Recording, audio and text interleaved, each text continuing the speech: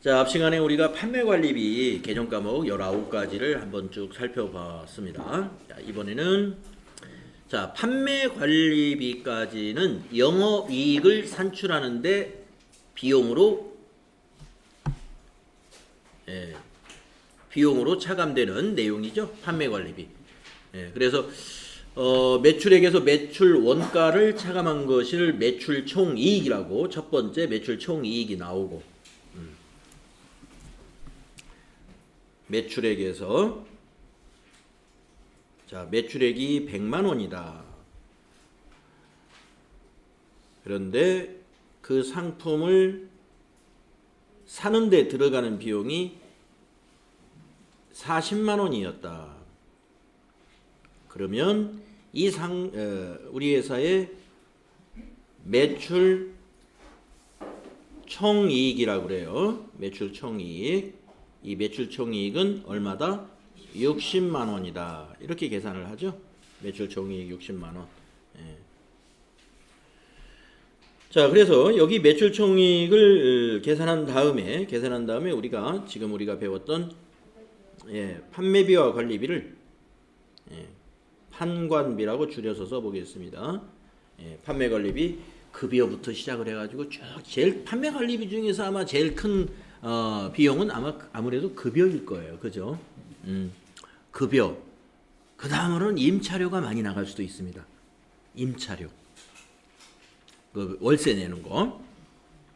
그리고 이제 나머지는 그 기업의 어떤 특성에 따라서 복리후생비라든가 이런 여러 가지 비용들. 하여튼 급여를 포함해서 임차료 등의 모든 비용들. 그게 다 지금까지 19가지 정리했죠. 그 판매관리비. 그걸 모두 더해보니까 30만 원이었다라고 한다면은 이걸 빼주는 거예요. 이걸 빼서 우리는 영업이익이라고 정리를 하죠. 영업이익. 영업이익이 30만 원. 그렇죠. 이걸 여러분이 다 외우셨는지 모르겠어요. 손익계산서 외우십시오 했던 겁니다. 그래서 우리가 지금 앞 시간에서 배웠던 게 바로 요 대목을 배운 거예요. 판매관리비. 판매관리비에 집계되는 개정 과목들은 과연 무엇이 있느냐? 그래가지고 영업이익을 구한다. 이 영업이익은 매우 중요한 이익이라고 볼 수 있습니다. 영업이익은 매우 중요해요. 이 영업이익이 들쑥날쑥하는 경우는 거의 없습니다. 왜냐? 이건 영업을 통해서 얻은 이익이죠. 영업이익, 그 기업의 영업이익은 어떤 지속적이라고 보셔도 틀린 해석이 아니에요. 영업이익. 왜냐하면 그 회사에서 매출액이라는 가격이 갑자기 가격을 올려받고 그럴 수 있나요? 시장에서 정해진 가격이 있는데 쉽지 않은 거고. 매출 원가. 매출 원가도 마찬가지입니다. 새로운 경영자가 와가지고 상품 매입을 말이죠. 어떻게 좀 싸게 매입할 수 있는 어떤 획기적인 어떤 전략이 있었으면 모르겠지만은 그러지 않는 한 상품을 매입하는 가격도 이미 시장에서 형성된 가격으로 살 수밖에 없는 그러니까 사외적인 내부의 노력으로 하기 힘든 그런 부분들이 있단 말이에요. 그런 부분들이 많아요. 그래서 이제 우리가 유능한 경영자를 모시려고 하는 이유가 그런 유능한 경영자들은 이런 판매 전략이라든가 또 상품의 그 조달 가격을 어떻게 저가로 매입할 수 있는 전략은 뭔가 이런 것들에 대해서 어떤 묘책이 있는 그런 경영 전략을 이제 전략가들을 이제 찾고 있는 거죠. 그러나 그건 쉽지 않다. 그래서 매출 총이익이 다 정해져 있어요. 그러니까 만약에 여성 옷가게를 한대더라. 옆집에서는 매출 총이익이 만약에 이 집은 지금 60% 나오네요. 옆집은 60%가 나와. 똑같은 여성 옷가게를 하는데 우리 집은 20%만 나온다? 그러진 않아요. 왜냐? 소비자들이 사가는 가격 다 정해져 있고 원가도 동대문에 가서 사온다, 남대문에 가서 사온다 그러면 거기 다 시장 가격이 정해져 있단 말이에요. 근데 우리가 사오는 청바지나 옆집에서 사오는 청바지나 사오는 원가가 다 비슷하다 이겁니다. 다 비슷하겠죠? 매출 총이익도. 그 다음에 이제 판매관리비입니다. 판매관리비. 판매관리비. 제일 큰 게 급여잖아요. 급여. 급여를 옆에서는 종업원들 급여를 한 달에 200씩 주는데 우리만 100만 원 줄 수 있나요? 예. 이것도 다 종업원이 몇 명이냐에 따라서 여기 이 우리 사업을 유지하는 데 들어가는 다 기본 인건비가 다 필요한 거죠. 월세도 마찬가지고. 네, 그렇습니다. 그래서 영업이익은 어때요? 크게 이렇게 등락을 하지 않습니다. 그래서 우리가 영업이익을 보고서 이걸 가지고 무슨 판단을 해야 돼요? 이 사업이 가능성이 있느냐? 전기하고 비슷하게 가느냐? 상승세로 가느냐? 상승세로 간다는 건 뭐냐면은 이 매출액이 많이 늘고 있는 거예요. 그러니까 이 안에서 우리가 수익에 해당되는 게 뭐예요? 바로 매출액이 수익이잖아요. 이 안에서는 매출액만 오직 수익이에요. 예. 요 매출원가 이거 비용. 여기 판매 관리비 비용 이거예요. 예, 비용. 근데 영업이익이 계속 오르고 있네. 예, 오르고 있네. 이거는 물론 비용을 전략해서 영업이익이 올라가는 경우도 있지만 그 부분보다는 매출 증대. 많이 팔아야 많이 남는다. 뭐 이런 개념이죠. 많이 팔면 됩니다. 자, 종업원의 인건비는요. 고정비예요. 종업원의 인건비는. 한 달에 200 받는 사람이 옷을 10벌 판다고 해서 그 사람을 300만 원 주고 옷을 한 벌밖에 못 팔았다고 해서 200만 원 봉급 다 못 줘. 50만 원만 이번 달에는 받아가. 이거 안 되잖아요. 인건비. 고정비란 말이에요. 또 판매관리비 중에 큰 게 뭐예요? 임차료죠. 월세 내는 거. 옷이 많이 팔려서 건물주한테 오늘 이번 달에 많이 팔려서 고맙습니다. 여러분이 내가 임차료 더 낼까요? 안 냅니다. 계약대로. 계약된 대로. 그런 걸 우리가 고정비라고 그래요. 그럼 비용은 일정한데 그 달에 매출이 많이 늘었네? 손님이 많이 와가지고 많이 팔았어요. 이익이 많이 날 수밖에요. 그래서 영업이익이 증가하고 있다 하는 것은 지금 이 사업, 우리 그 기업은 지금 매출이 증가하고 있다. 그렇게 보면 거의 맞습니다. 시장이 점점 커지고 있어요. 시장이 커지면 이 장사는 되는 장사다. 이 기업의 어떤 수익성을 우리는 짐작할 수 있다는 거죠. 수익성을. 근데 시장이 다 죽었어. 그 시장이 없대. 그럼 매출이 점점 떨어지잖아요. 여기에서 수익이라는 건 오직 매출액밖에 없는데 매출액은 떨어지는데 종업원은 그대로 있고 이 월 임차료도 매달 그대로 내고 있어요. 영업이익은 떨어질 수밖에 없죠. 이렇게 영업이익이 이렇게 가고 있다. 점검해야 될 사업이에요. 이 사업을 계속 사업으로 해야 되느냐 아니면 업종 전환을 해야 되느냐 이렇게 봐야 되겠죠. 그래서 우리가 개인 사업을 할 때도 그렇고 우리가 법인 업체를 볼 때도 그렇고 이 영업이익을 보고 우리가 얻는 정보가 많다는 거예요. 당기순이익은 여기 영업 외적인 게 많아. 당기순이익은. 예를 들어서 장사가 안 돼. 그래서 우리가 그 회사에 만약에 그 건물이 있었는데 건물 하나를 처분해 버렸어요. 어느 기간에. 그러면 건물을 그때 지을 때 10억 들여서 지은 건데 한 5년 10년 사이에 이게 20억이 됐네. 그러면 지금 장부금액 감가상각 한 것까지 따지면은 지금 건물의 장부금액이 한 7억밖에 안 되는데 매가는 지금 20억이에요. 13억에 뭐가 생겨버렸어요? 유형자산 처분 이익이 생겨버렸죠. 유형자산 처분 이익이 영업이익에 반영됩니까? 안 돼요. 유형자산 처분이 이런 것은 영업 외적인 거예요. 그런 영업 외적인 것까지 포함해서 그 이익까지 포함해서 낸 것이 법인세 차감전 이익이고 맨 밑에 있는 당기순이익이에요. 그러니까 당기순이익은 주주들한테는 관심이 크죠.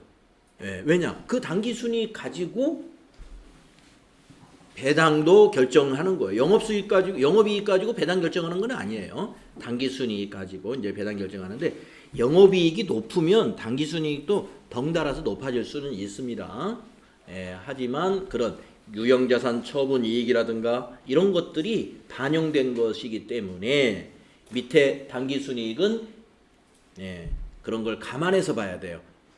어느 특정한 회계연도에 어떤 영업의 수익이 특별히 많아가지고 단기에 이렇게 이익이 많이 났는지 이런 것들을 잘 확인해야 되겠죠. 자, 그래서 우리가 지금 이 배우고 있는 이런 지금 판매관리비를 앞 시간에서 배웠는데 판매관리비를 우리가 정리를 했는데 지금부터 정리하는 이제 영업의 비용이라는 것은 영업이익하고는 관계없다. 무슨 이익하고 관계되는 것이냐? 법인세 차감 전 이익 또는 그 밑에 있는 당기 순이익에는 영향을 줄 수 있는 비용들이에요.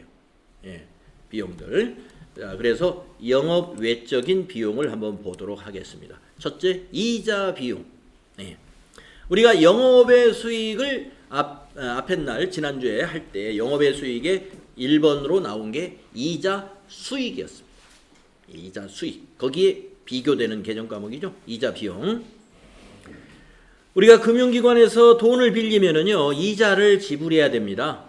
그래서 이자 비용이 발생하는데 대개 이 이자 비용도 매달 이자 비용 내는 일이 있느냐? 뭐 그런 약정이 돼 있으면 매달 이자 비용 내죠. 이게 이자 비용 같은 경우도 이렇게 몇 달치를 모아서 뭐 6개월씩 또는 아니면 뭐 만기 때 한꺼번에 낸다든가 이자까지 해서 뭐 여러 가지 그 저기가 있어요.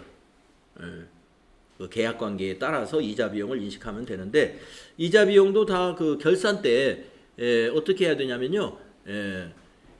발생주의에 따라서 비용으로 인식을 해야 돼요. 만약에 후불제로 하기로 했다 그러면은 기간이 지났으면 이자 비용을 단기에 발생을 시켜줘야 됩니다.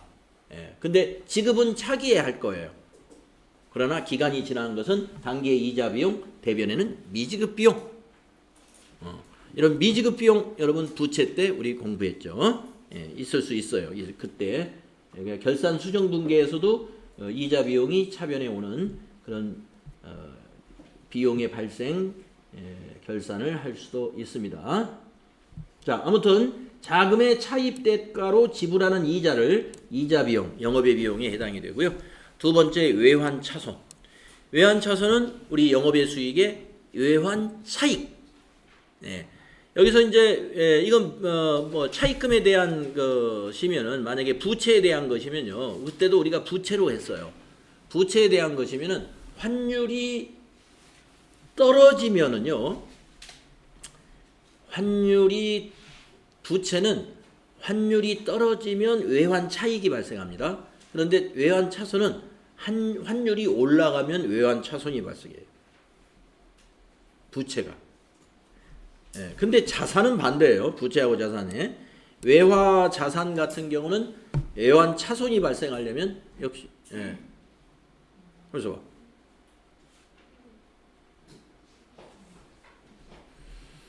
자, 부채의 경우에 여러분 환율이 떨어지면은 어떻게 됩니까? 이익이 발생하는군요. 외환 차익. 제가 거꾸로 말했죠? 네. 환율이 떨어지면 자 1달러를 빌렸다고 봅시다. 1달러. 1달러를 4월 달에 차입을 했어요. 4월 달에. 그래가지고 6개월만 빌렸어요. 그러면 6개월이면 10월 달에 갚나요?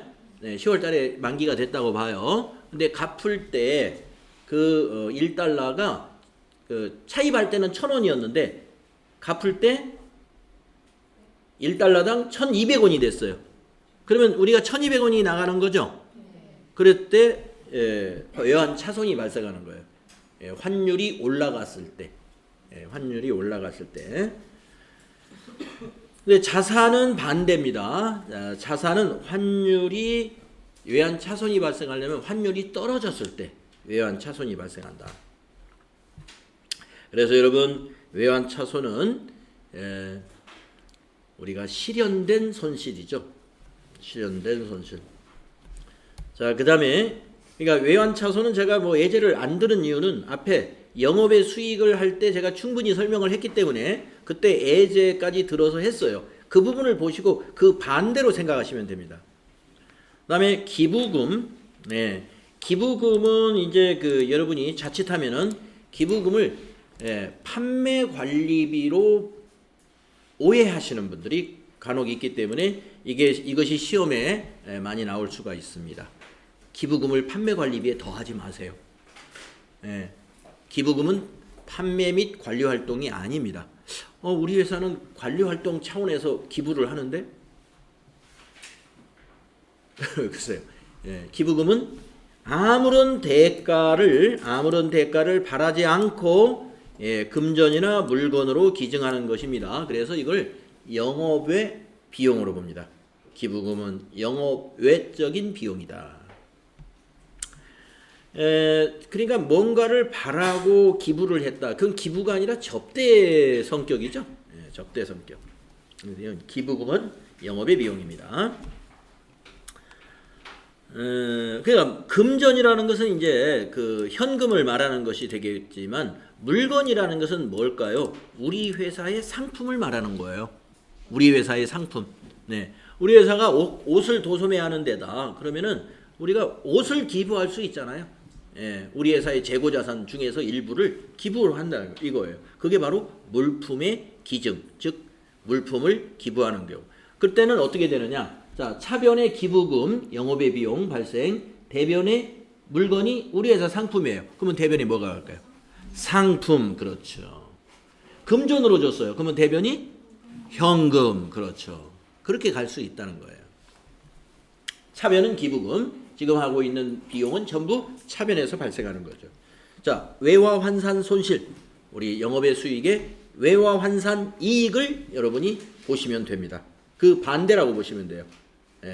여기서 우리가 이걸 미실현 비용이라고 보죠. 미실현. 실제로 손실이 발생된 게 아니에요. 이게 실제로 손실이 발생된 게 아니라 평가해 보니까 결산 때 평가해 봤더니 손실이 발생했어요. 외화 부채가 있었는데 환율이 오르는 바람에 1,000원짜리 부채가 1,200원이 돼 버렸네. 이것이 바로 외화 환산 손실. 차변에, 대변에는 부채 증가, 차입금이 증가하겠죠.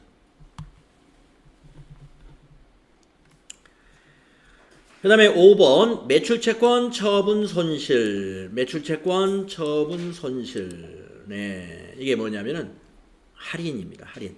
받들어음이 만기가 되기 전에 은행에다가 할인을 한다. 은행에서 어음 깡을 한다. 이런 표현도 이제 뭐 전문 용어로 있는데,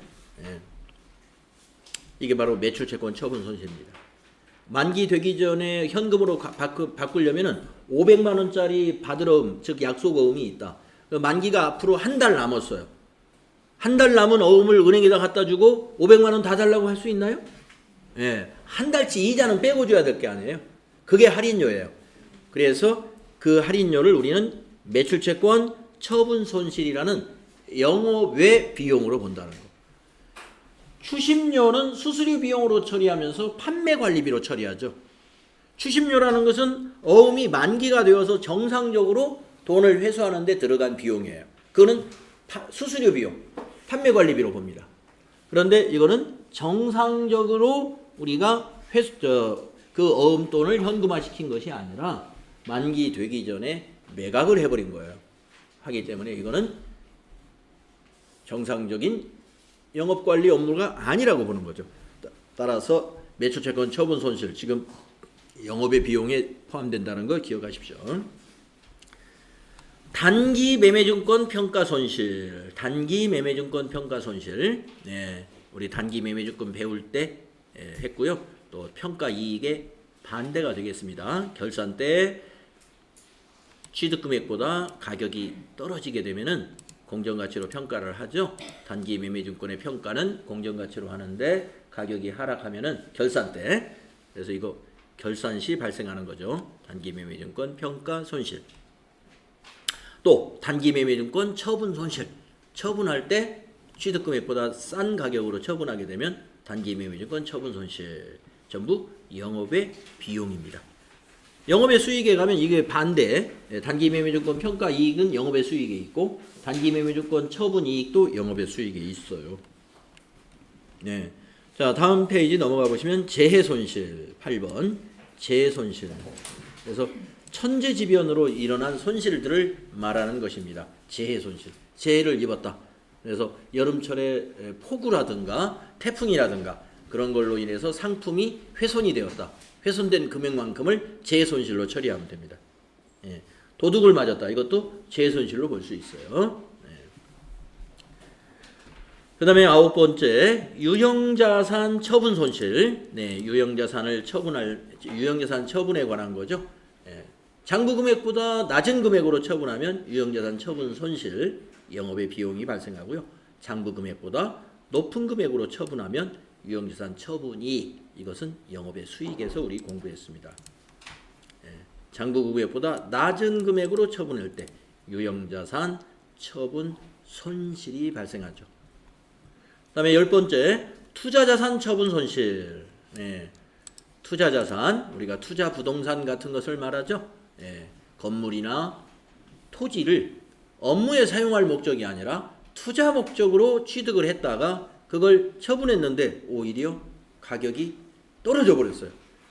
그래서 어쩔 수 없이 돈이 급하니까 처분했다. 그러면 손해보고라도 팔아야 되겠죠. 예, 그것이 투자자산 처분 손실입니다. 그 다음에 마지막으로 잡손실. 네, 우리 영업의 수익에 잡이익에 대응되는 개념 과목이죠. 영업활동 이외의 활동에서 금액이 적은 금액이나 빈번하지 않은 지출을 말한다. 우리가 잡손실은 현금 과부족하고도 또 관련된 문제로 나올 수 있습니다. 현금 과부족. 현금이 부족한 것이 발견이 됐는데 12월 20일쯤에 발견이 됐어요. 현금 10만 원이 부족해. 그래서 차변에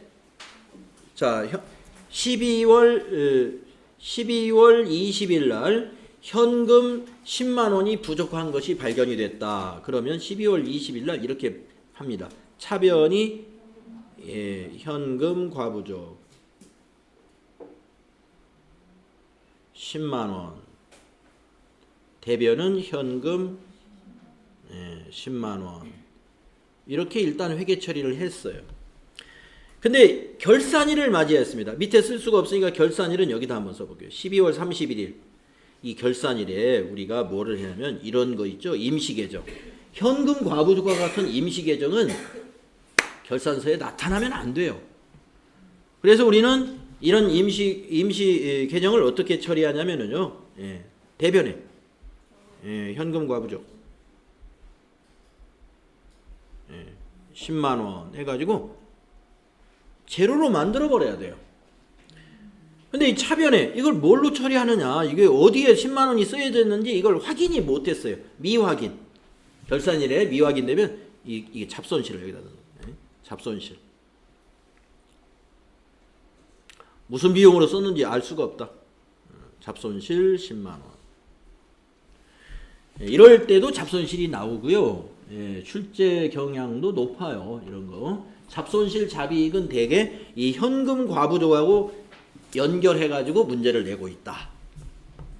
공인회계사에서 현금 과부족하고 연결해서 문제를 내고 있습니다. 그러니까 현금이 모자라거나 남았을 때 어떻게 회계 처리하는지 그거 알아두시고, 남았는데 결산 때 밝혀지지 않았다면 대변에 잡이익이 나올 것이고, 지금처럼 부족했을 때 12월 20일 날 부족했을 때 결산일까지 밝혀지지 않으면 차변에 잡손실이 회계 처리에 해당이 된다. 이렇게 보시면 됩니다. 자, 이렇게 해서 이제 영업의 비용 11가지 개념 과목들을 쭉 살펴봤네요. 네. 그러면 이제 영업의 비용, 영업의 수익, 아까 산출했던 영업이익이 나왔어요. 영업이익 30만 원이 나왔는데, 그래서 영업이익 30만 원부터 이제 다시 한번 정리를 해보면, 자, 영업이익이 아까 30만 원 나왔다. 영업이익이 30만 원 나왔어요. 여기서 이제 뭘 더하냐면, 영업 외 수익은 더해줘요. 예. 영업의 수익이 좀 우리가 여유자금이 좀 있어서 이자놀이를 했더니 영업의 수익이 5만 원이 있었다. 그리고 영업외 비용은 빼줘요. 예. 영업외 비용은 빼줘요. 우리가 기부를 좀 했어요. 기부금 10만 원을 했다. 이렇게 영업이익에서 여기 줄을 괜히 그었네 이거. 예, 여기 줄 그을 필요는 없죠. 영업의 수익은 더하고 영업의 비용은 빼주는 겁니다. 이렇게 해서 나온 것이 법인세 차감전 순이익이다 또는 이익이다. 법인세 차감전 순이익 꽤 길죠. 이걸 줄여서 쓰는 사람들은요. 줄여서 쓰는 사람들은 이렇게 줄였습니다. 세, 전, 이익 이렇게. 세전 이익이라는 말 들어보셨나요? 예. 법인세 차감전 순이익 너무 기니까 세전 이익. 무슨 말인지 딱 오잖아요. 세전 이익. 아, 세금 공제하기 전에 이익. 예. 세금 차감하기 전에 이익. 자, 그래서 세전 이익이 얼마 나옵니까?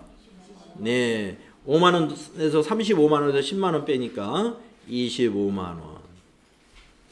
이것이 이제 3월 달에 납부해야 될 법인세를 이제 여기에서 법인세를 빼는 거예요. 예. 법인세. 예. 자, 25만 원이면 법인세 차감전 이익이 너무 작아요. 예.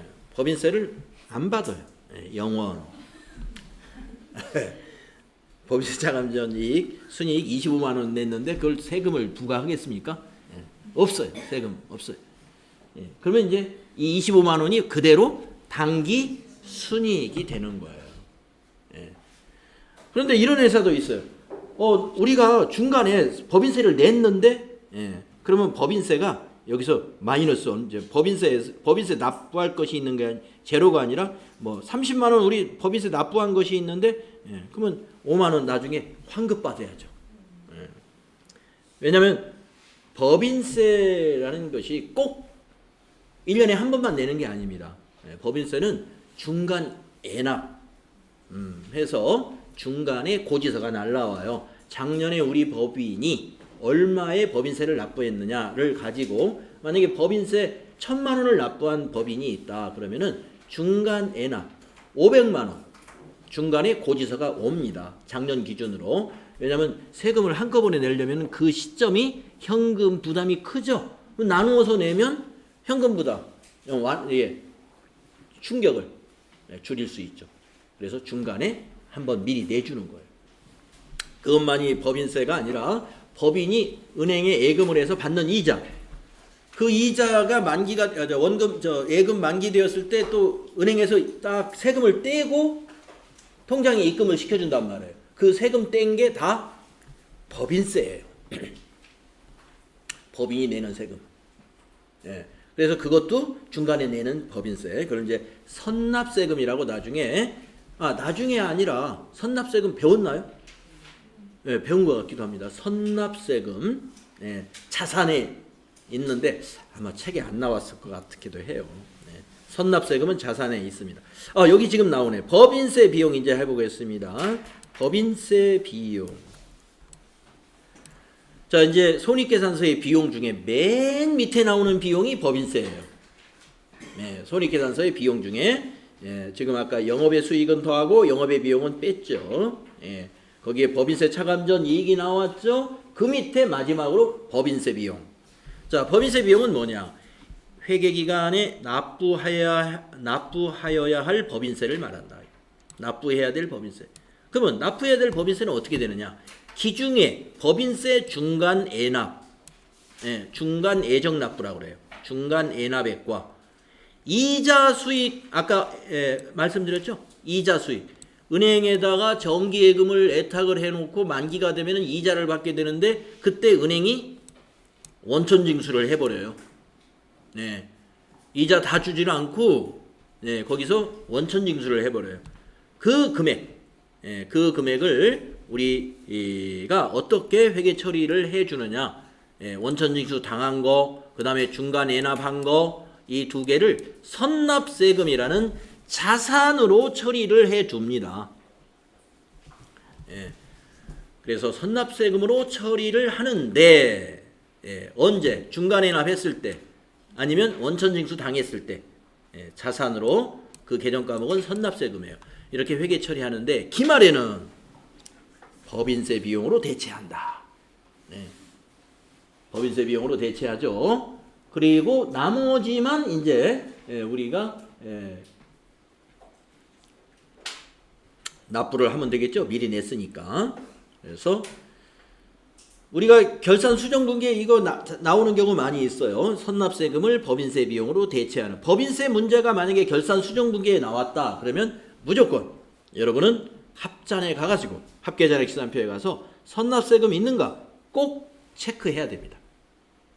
예, 중간에나 있을 거니까. 또 아무래도 정기예금 같은 거, 여윳돈 있으면 그 보통 예금에 넣어놓으면 안 되잖아요. 이자라 조금이라도 이자는 붙어야 좋지 않습니까? 그래서 정기예금 1년짜리 많이 하거든요.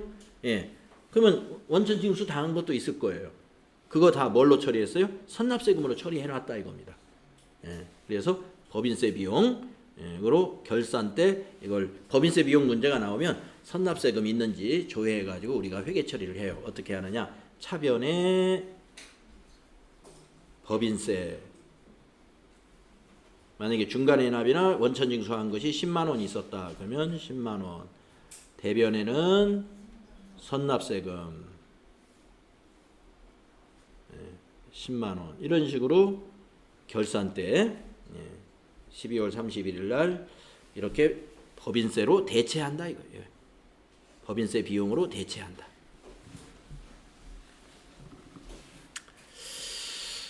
그래서 이제 뭐 우리 FAT 1급에서 법인세 비용에 관해서 그렇게 까다롭게는 내지 않아요.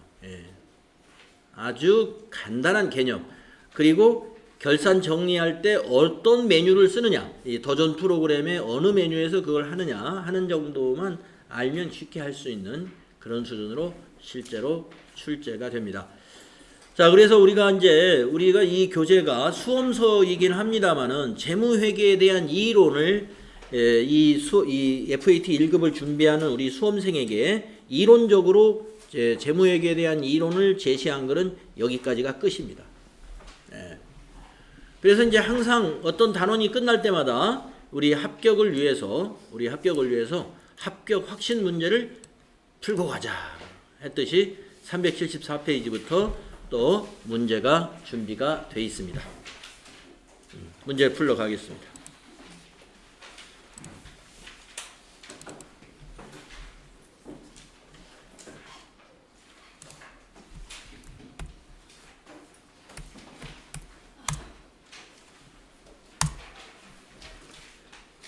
네, 그러면 수익과 비용에 관한 문제들인데 1번부터 보겠습니다. 다음의 내용을 참고하여 당기의 순매출액을 구하면 얼마인고 이랬습니다. 자, 총 매출액을 기준으로 해서 빼야 될 것만 체크해 봅시다. 매출 환입 이거 빼야 되겠네요. 네, 매입 환출은요? 이건 관계없는 것을 넣어놨어요. 지금 우리는 순매출액 구하는데 왜 매입 환출을 여기다 넣어놨느냐? 여러분을 속이려고 넣는 겁니다. 넘어가면 안 되고 매출 애누리 이거 빼야 되겠네요. 매입 할인? 상관없어요. 네, 매출 할인 이걸 빼야죠. 자, 빼야 될 거 다 더하면 17만 원 맞아요? 그러면 100만 원에서 17만 원을 빼면 얼마 나와요? 네, 그런 계산이 딱 돼야 됩니다. 2번이 답이다. 다음 2번. 다음의 내용을 참고하여 당기의 매출 원가를 구하면 얼마냐. 아까 제가 앞 시간에서 여러분에게 이런 문제를 만나면은 이렇게 자료를 몇 개, 대여섯 개 주고 매출 원가를 구하라 그러면 여러분에게 제가 이걸 그리시라고 그랬죠? 예. 자, 대입을 한번 해보겠습니다. 자, 이게 기초를 18만 원. 네. 총 매입액 50만 원. 매입 환출, 매입에서 빼줘야 되네? 그러면 반대쪽에 적으면 돼. 예. 매입 환출 2만 원. 빼주는 건 반대쪽에 적으면 돼. 기말은 원래 너는 여기야. 10만 원. 기말. 매입 할인 빼줘야 되겠네요? 예, 빼주는 건 여기 반대쪽. 대변에 5천 원. 매입의 누리도, 그러면 이거 쓰기 나쁘니까 이거 두 개 합쳐서 15,000원. 자, 그러면 이제 여기에 차변 합계가 판매 가능 금액이고 대변 합계가 지금 남아 있는 거니까 아니 대변 합계를 일치시켜야 되니까 이걸 지금 이 금액을 빼주면 그게 매출원가가 되는 거예요. 이 자리가 지금 매출원가 자리가 이 자리에 오는 거잖아요. 예, 이 자리에 오는 것을 한번 구해 보도록 하죠. 68만 원이죠 차변이. 예, 그러면 대변이 68만 원 되게 만들면 돼요. 68만 원이 되게. 그래서 68만 원에서 13만 5천 원 빼보세요. 얼마 나옵니까? 54만 5천 원 맞아요? 네. 그래서 여기에 들어갈 값은 54만 5천 원이다. 여기다 54만 5천 원 넣으면 68만 원이 나온다는 얘기죠.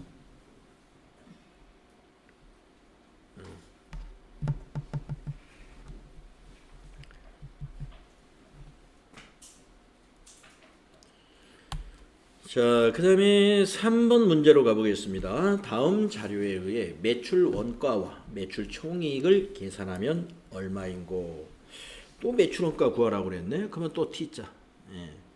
자, 기초 상품 여기 차변에 7만 원 적고 매입액 32만 5천 원 적고 기말 상품 10만 원 적고 그럼 매출 원가가 나오겠네요. 차변이 39만 5천 원, 대변을 39만 5천 원을 만들면 네, 이 자리가 이제 29만 5천 원이 뭐예요? 매출 원가. 그래서 답이 3번에 있다. 매출 총이익을 한번 계산해 본다면 이게 매출 원가니까 이거 매출액에서 빼주면 되죠. 네, 50만 원에서 요 29만 5천 원을 빼주면 그게 매출 총이익 이게 나올 것이다 이겁니다. 이미 매출원가에서 답이 결정돼 버렸어요. 29만 5천 원이 매출원가 하나밖에 없으니까. 문제 푸실 땐 이렇게 T계정 그리셔가지고 딱 정리하시면 됩니다. 다음 문제도 비슷한 것 같아요. 다음 자료에 의하여 매출원가를 계산하면 얼마냐. 네. 자, 이것도 뭐 같은 방식으로 하겠습니다. 네. 자, 기초 상품 4만 원이네요. 네. 기초. 자, 매입이 총 매입액이 있으니까 그냥 일단 다 적어주죠. 20만 원. 매입 애누리는 반대편에 적읍시다. 10만 원. 매입 매입 애누리 하나밖에 없죠. 네, 그러면 이제 기말 상품 5만 원 적읍시다. 기말 상품 5만 원. 네. 그럼 매출 원가는 여기 60만 원이 돼야 되니까 60만 원. 자, 그러면 6만 원이니까 60만 원에서 6만 원 빼면은 제가 뭐 잘못 적었나요? 아이고, 예, 이거 40만 원, 24만 원입니다. 네, 24만 원. 네, 여기가 24만 원으로 고치겠습니다. 그러면 6만 원 빼면은 18만 원. 네, 그래서 여기에 들어가는 여기다 좀 칸을 비워놓을 걸. 여기에 들어가는 매출원가는 18만 원을 여기다 넣으면 24만 원으로 딱 맞는다 이겁니다.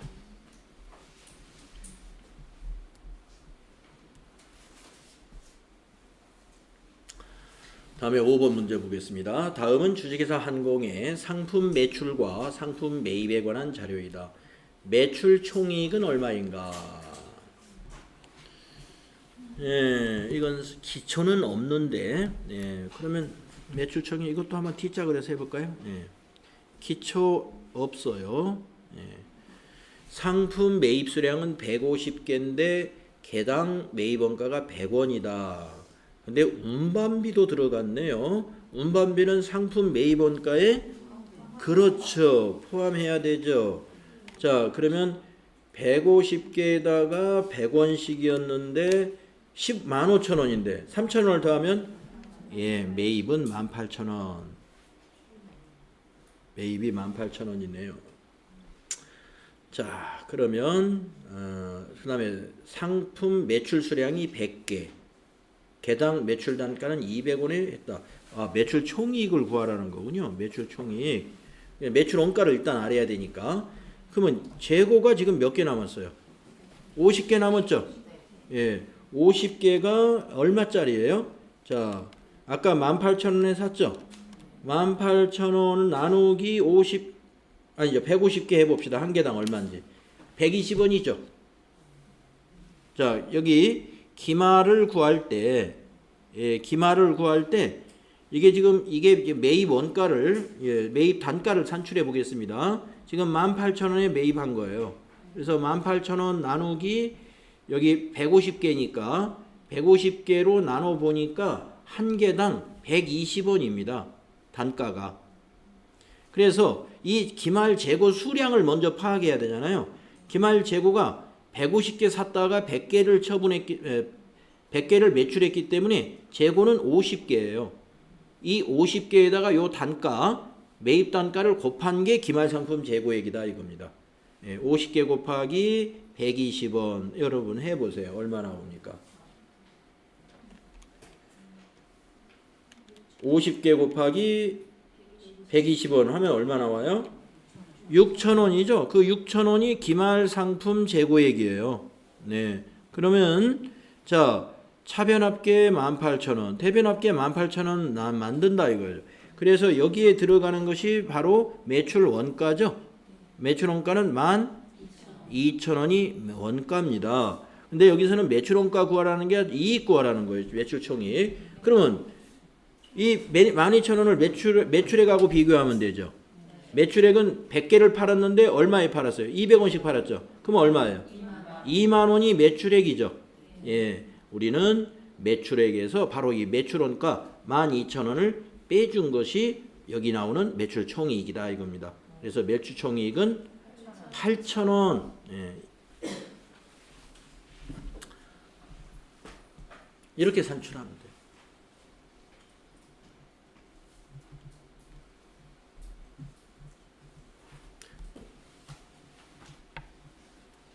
이게 매출 원가예요. 여기가.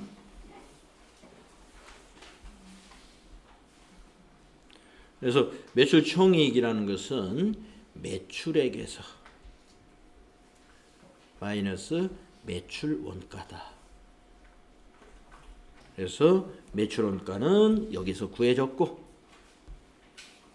매출액은 이 100개를 200원에 팔았다 해서 매출액이 2만 원이다 하는 것이 구해져서 빼면은 이렇게 나온다.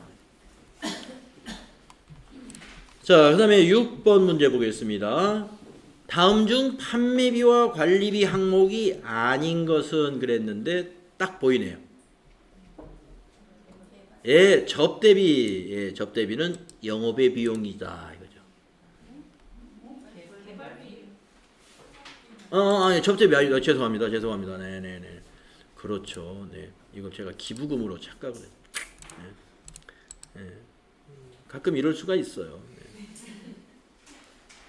이거를 지워요. 컨트롤 Z.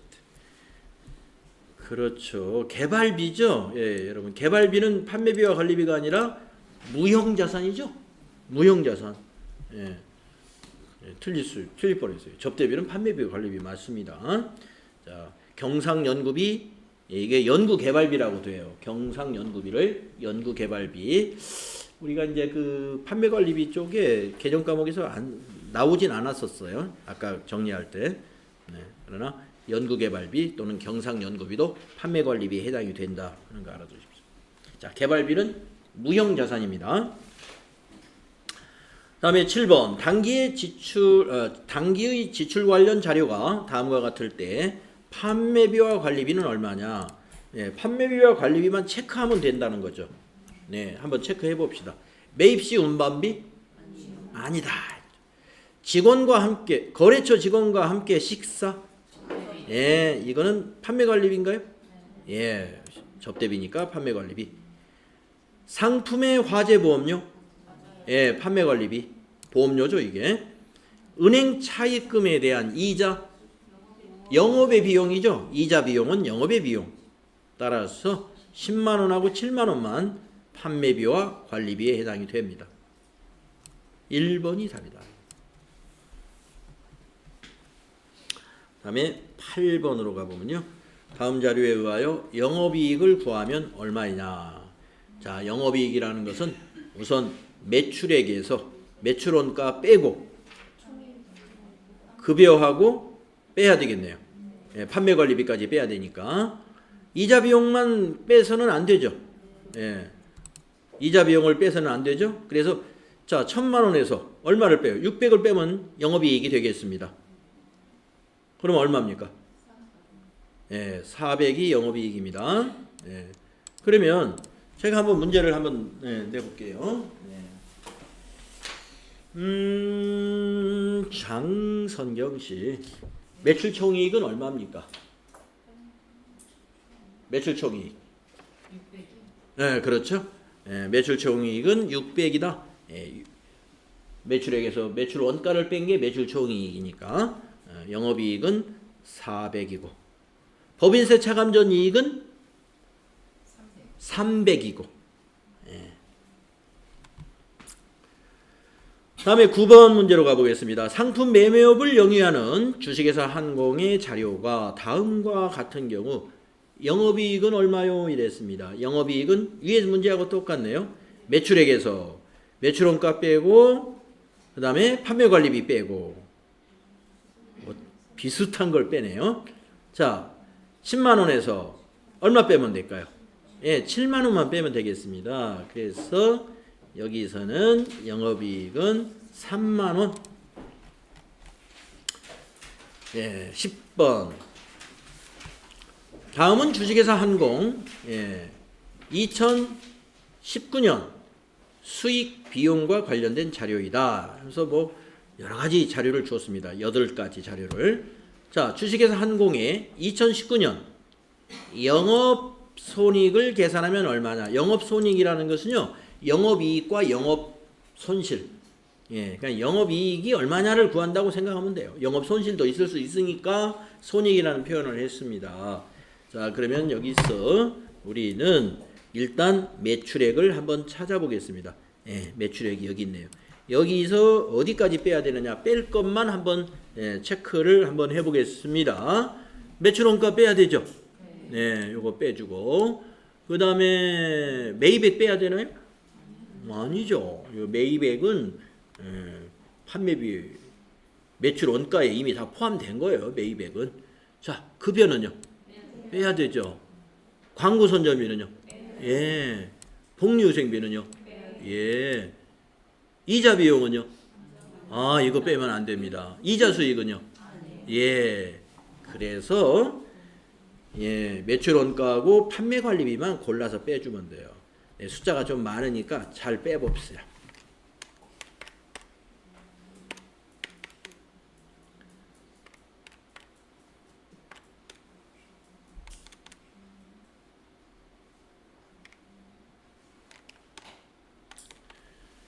자, 다 빼봤더니 50만 원 나오는데 여러분도 50만 원 나오나요? 네, 계산. 예, 손실이 아니고, 네, 어디 있나요? 여기 있네, 3번. 네, 50만 원짜리가 2개가 있어가지고, 네, 잘못하면 영업 손실이라고 할 뻔했어. 영업 이익입니다. 마이너스 50이 나오면 영업 손실. 네, 플러스 50만 원이 나왔으니까 영업 이익 50만 원. 계산기 정확하게 두들겨서 계산은 정확해야 됩니다. 11번. 영업의 비용으로 분류되는 것이 아닌 거. 네, 감가상각비는 판매비와 관리비예요. 나머지는 다 영업의 비용입니다. 그 다음에 12번. 다음 중 영업의 비용에 해당하는 것은? 예, 이자 비용이 영업의 비용입니다. 자, 그러면 한 질문을 한번 해볼게요. 최영림 씨, 주식 발행 초과금은 어디에 해당되죠? 예, 맞습니다. 자본잉여금에 해당되죠. 예, 자본잉여금. 예, 매출원가는 이제 매출액에 대응되는 비용이 매출원가고. 예. 자, 그러면은 민경님 씨, 민경님 씨, 매도가능 증권 평가 손실은 어디에 해당되죠?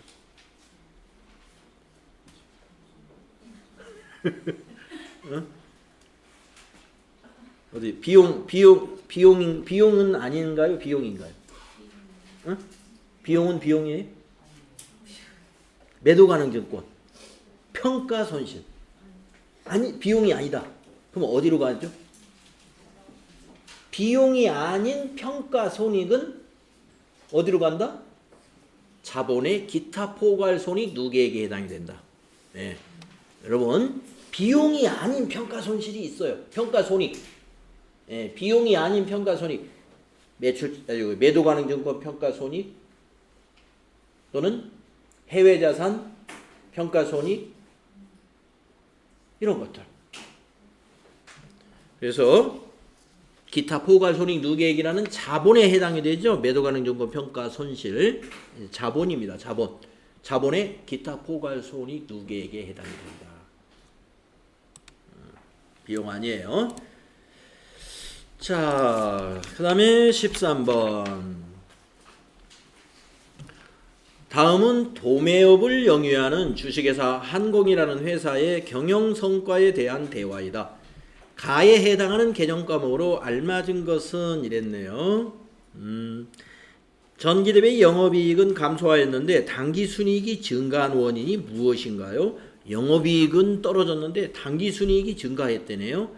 그러면 뻔한 게 있죠. 예. 당기순이익이 증가한 원인은 무엇이 감소했기 때문이다. 영업의 비용이 그죠? 예. 영업의 비용이 감소했거나 영업의 수익이 증가했기 때문이죠. 근데 여기서는 감소라고 했기 때문에 비용 감소예요. 그러면 여기에 들어가는 비용은 영업의 비용이다. 그럼 밑에서 영업의 비용이 어느 건가를 찾으면 되겠죠. 네, 이자 비용이 영업의 비용에 해당이 된다.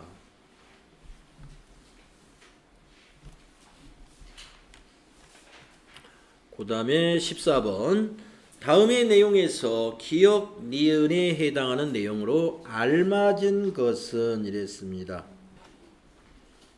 의류 도소매점에서 의류를 판매하여 얻은 판매대금은 기억이다. 영업수익이다. 그렇죠. 영업수익이다. 그래서 이걸 매출액이라고 우리가 손익계산서에 표시한다는 거죠. 그 다음에 의류 도소매점 매장에서 사용하던 컴퓨터를 매각하여 얻은 이익은 영업 외 수익이다. 3번에 답이 있다. 3번에 영업수익과 영업의 수익을 답으로 찾으면 되겠습니다. 다음에 15번. 다음은 주식회사 한공의 업무 일지의 일부이다. 가와 나를 회계 처리할 때 개정 과목으로 옳은 것은 이랬습니다. 업무일지 1번 고하원 장학금 500만원 기부금. 네, 가번은 기부금이 되겠습니다. 그 다음에 업무 내용에 2번 직원 단합회비 300만원 그렇습니다. 복리후생비로 가면 되겠습니다. 그래서 2번에 답이 있군요. 그 다음에 16번 당기 순이익이 50만원이었으나 다음 결산정리 분계의 누락이 발견되었다. 누락사항을 반영한 당기 순이익이 얼마인고 이렇게 물었습니다. 자, 그러면 지금 첫 번째 이거는 당기 순이익을 증가시키는 것인지 감소시키는 건지 따져보겠습니다. 자, 이자 수익 중 차기분 선수한 금액이 있대요. 이걸 반영하면 이건 빼줘야 됩니다. 왜냐? 이자 수익이 지금 8만 원이 단기분으로 잡혀 있을 거 아니에요. 예. 빼줘야 되는데. 빼줘야 되고요. 그다음 두 번째 거. 임대료가 수익인가요, 비용인가요?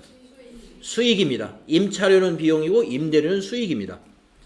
임대료 수익 단기분 미수금액. 받아야, 이건 단기의 비용으로 발생시켜야 되는 거죠. 받아야 되죠. 그러니까 이건 어떻게 해야 돼요? 예, 이건 플러스 해줘야 돼요.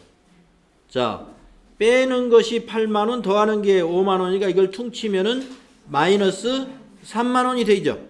예. 그러면 50만 원에서 3만 원을 빼주면 47만 원. 답이 4번입니다. 그러면 제가 문제를 한번 내겠습니다. 네, 조금 어려운 문제입니다. 자, 이거에 대한 수정 분계를 한번 해보겠습니다. 자, 이자 수익 중 차기분 선수금액 8만 원을 결산 때 수정하는 분계를 한번 해보시오. 네. 차변에 뭐 8만 원, 대변에 뭐 8만 원이냐 이런 얘기예요. 네. 자, 마음의 준비 됐죠? 지금 네. 마음의 준비 되신 거죠? 네. 자, 이거에 대한 수정 분계를 해보시는 거예요. 네. 자, 원정훈 씨 어디 계신가요? 원정훈 씨 거기 계시죠? 네. 자, 한번 해보세요.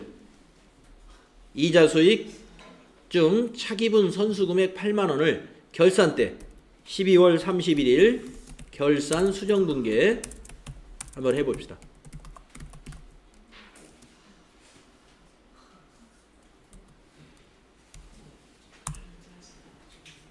이자 수익 하나 나왔고, 예, 계정 과목 뭐 딱 계정 과목 2개 눈에 보이고 8만 원도 보여요. 어디에? 차변인가 대변인가? 이게 중요하죠.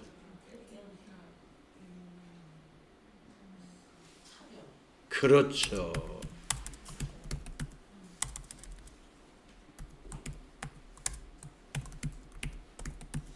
이자 수익 8만 원이 차변에 온다는 거. 이게 중요하다는 겁니다.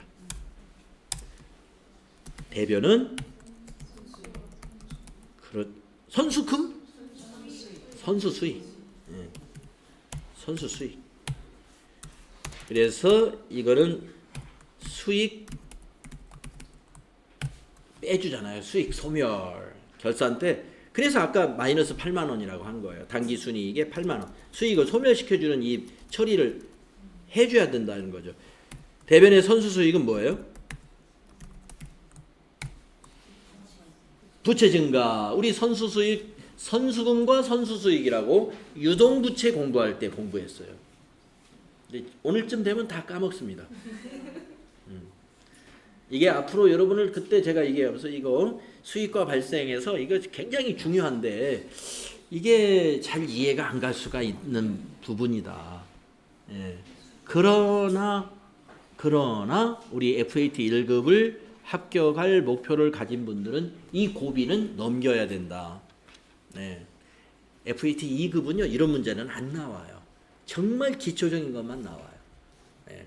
그런데 이 정도는 회계 처리할 줄 알아야 1급을 줍니다.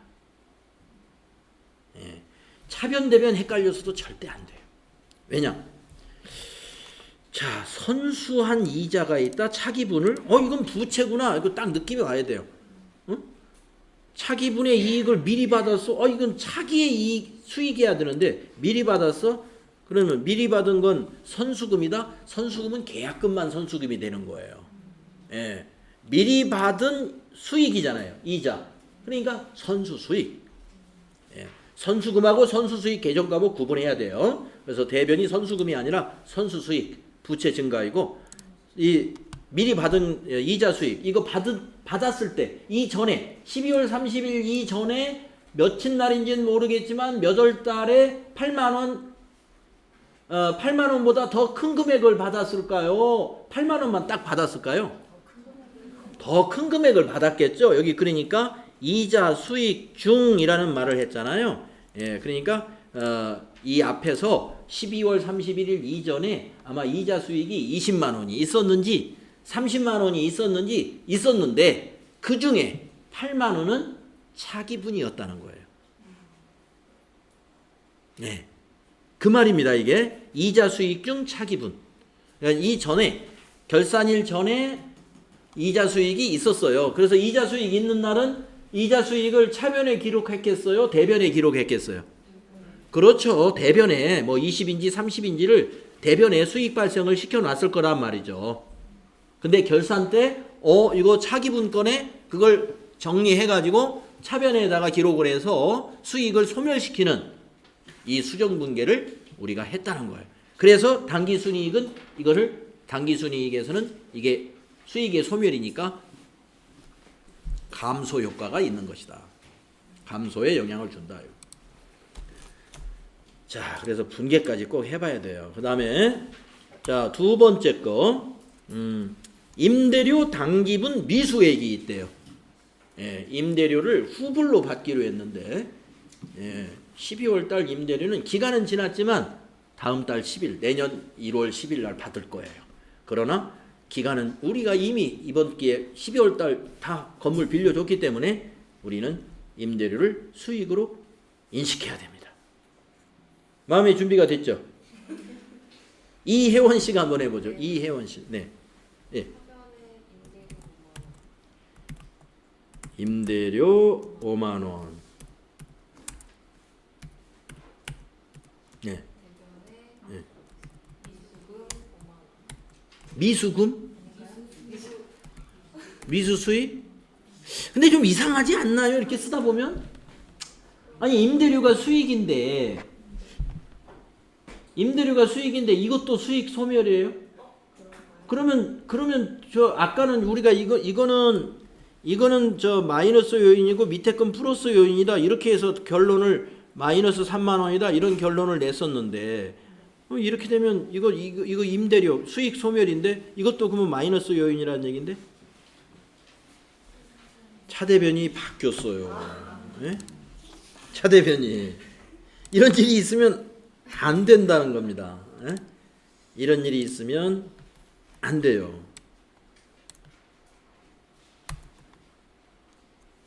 오려두기 붙이기 이렇게 돼야 돼요. 예. 그래서 요 차변이 말이죠. 미수수익. 예. 여러분 미수수익 당좌자산 공부할 때 미수금과 미수수익이라고 해서 묶어가지고 설명을 했어요. 미수금과 미수수익. 당좌자산이에요. 그리고 대변에는 임대료가 바로 수익, 영업의 수익에 해당되죠. 임대료는 영업의 수익입니다. 수익 발생.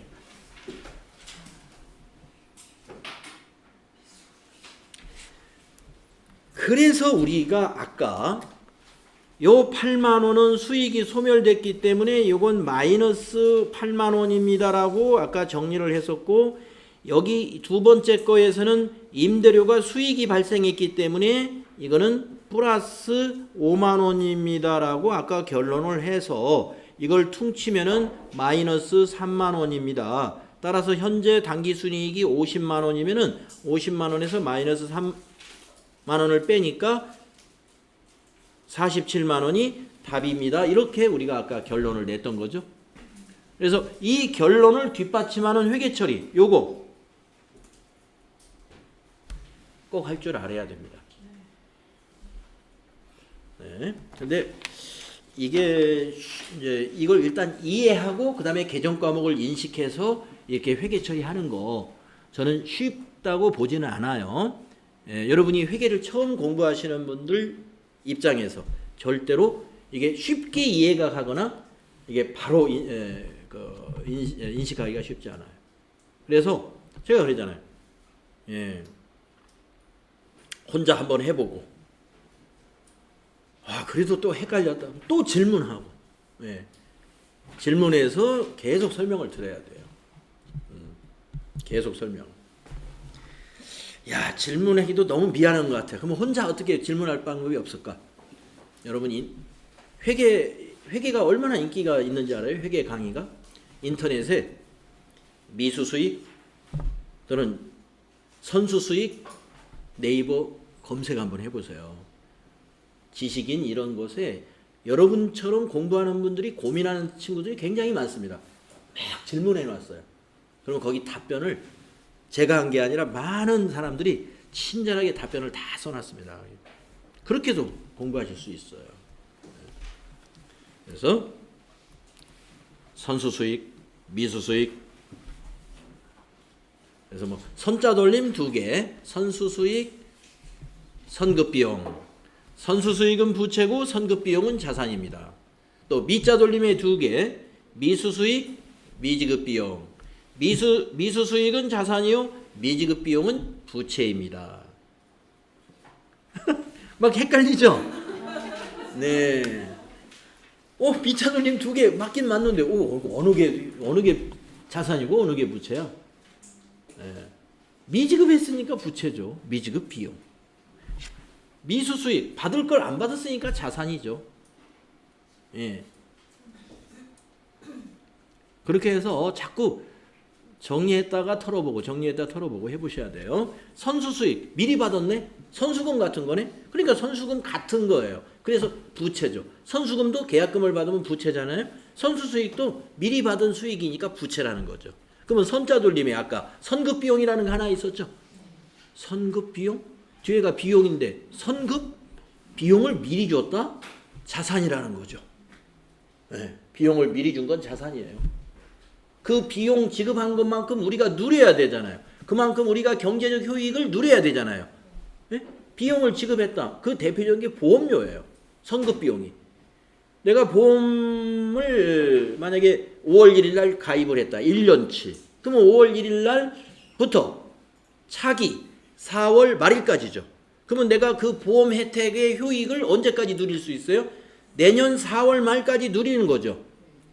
그러니까 4개월치는 선급 비용이라는 거예요. 4개월치는. 단기 것이 아닌데 차기 거를 미리 줘버렸어요.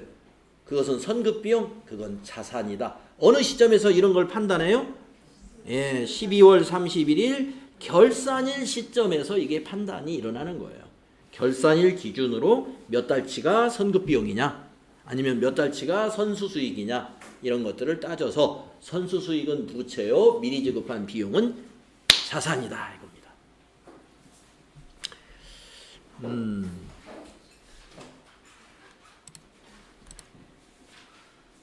시간이 지나버렸나요? 네. 자, 10분간 쉬었다 하겠습니다. 네.